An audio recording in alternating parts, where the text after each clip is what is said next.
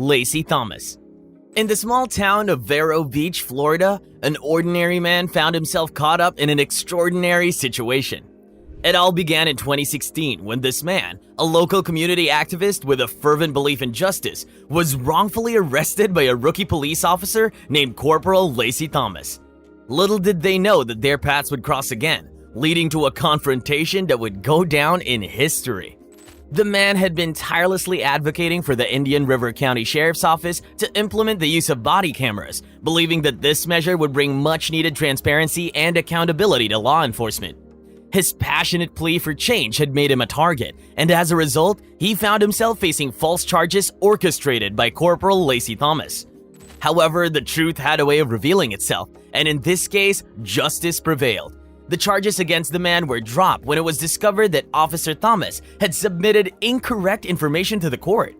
The evidence she had presented, an incriminating voicemail, turned out to be nothing but a fabrication.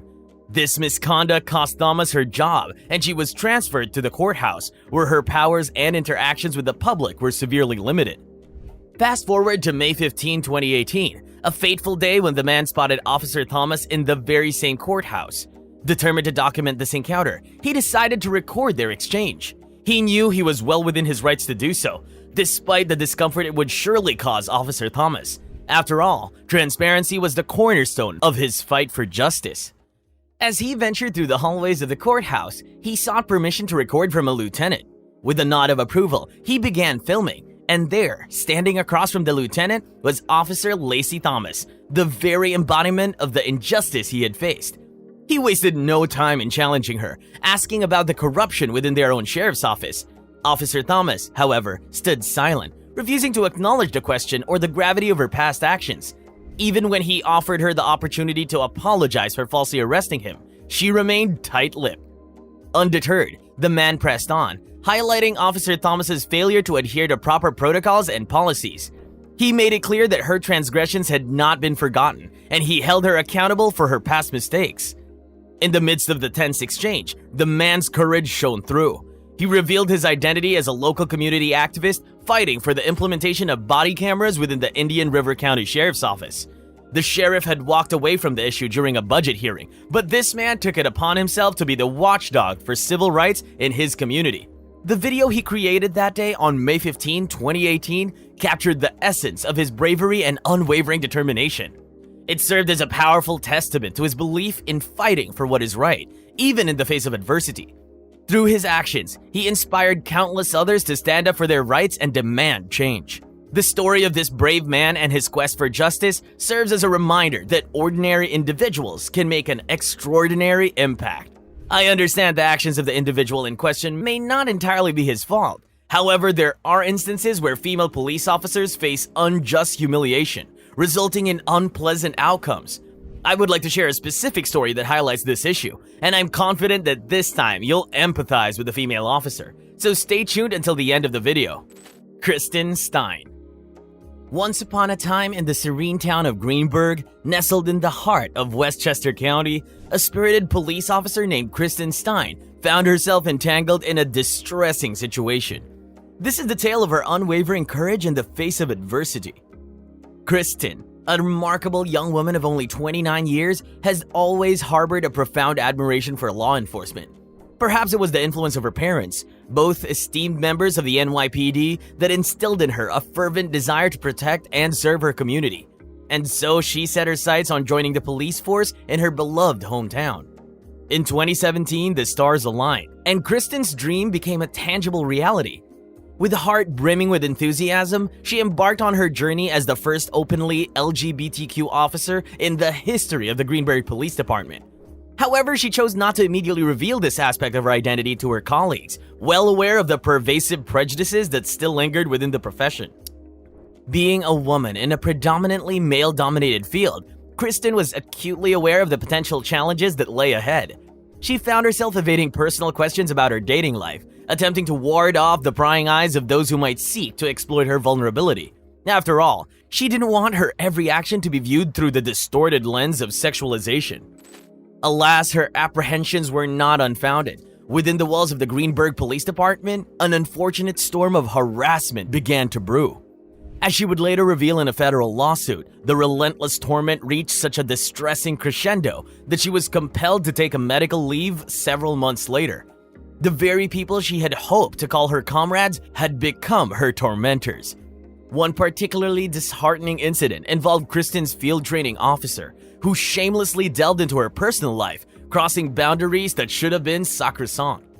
In her lawsuit, she recounted the intrusive questions about her intimate relationships, a gross violation of her privacy and dignity. But this was not the extent of her tribulations. Officer Jeff Carone, another member of the police force, emerged as a recurring antagonist in Kristen's tale of injustice. Whenever she conducted a routine pat-down on a female suspect, an essential safety measure in her line of duty, Officer Carone would seize every opportunity to make inappropriate remarks, deliberately attempting to demean her and cast doubt upon her professionalism. In the face of such relentless adversity, Kristen Stein remained resolute.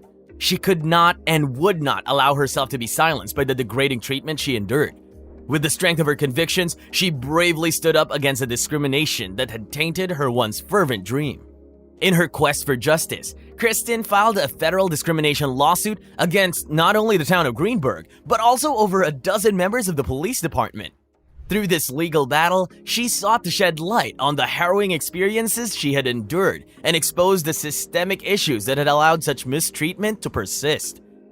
It all began during a routine roll call in 2019, captured partially on a body camera. As Sarah was signing out parking ticket books, she felt a presence behind her. Before she could react, she was subjected to an unimaginable act.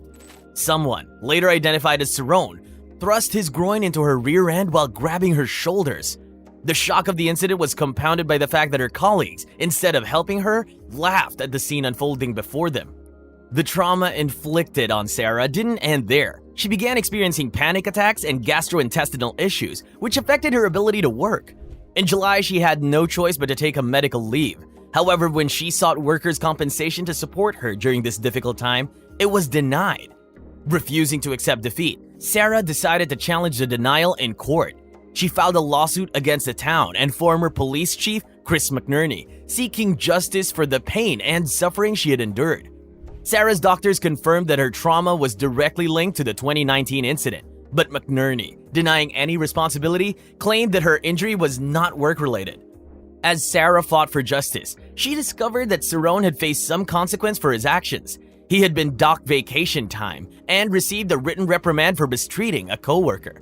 Yet Sarah couldn't shake off the feeling that officers, no matter how inappropriate their actions, were often met with leniency.